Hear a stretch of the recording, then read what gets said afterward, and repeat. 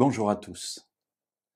Nous avons vu hier le début de cette rencontre entre Jésus et ce jeune homme qui vient l'interroger en lui disant, nous nous trouvons dans l'Évangile selon Matthieu au chapitre 19 et au verset 16 et suivant, « Maître, que dois-je faire de bon pour avoir la vie éternelle ?» Et Jésus essaie de le faire progresser en lui disant, « Pourquoi m'interroges-tu sur ce qui est bon ? Un seul est bon, Dieu.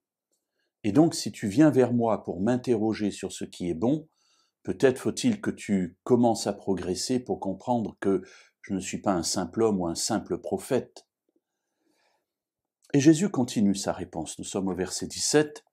« Si tu veux entrer dans la vie, observe les commandements. »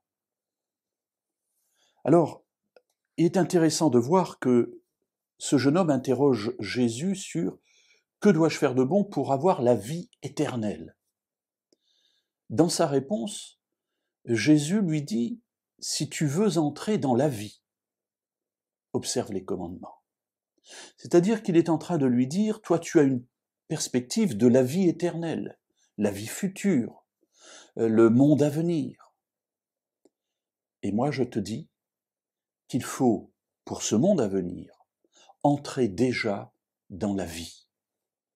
Et j'allais dire dans la vie maintenant. Parce que c'est notre vie maintenant qui conditionne notre vie à venir. » Il le dit, si tu veux entrer dans la vie. Et il ne dit pas si tu veux entrer dans la vie éternelle. Ce jeune homme a besoin dès à présent, dès maintenant, d'entrer dans la vie. Cela veut dire qu'il n'y est pas encore. Et pour entrer dans la vie, Jésus lui dit, observe les commandements. Alors ça peut paraître très légaliste de la part de Jésus.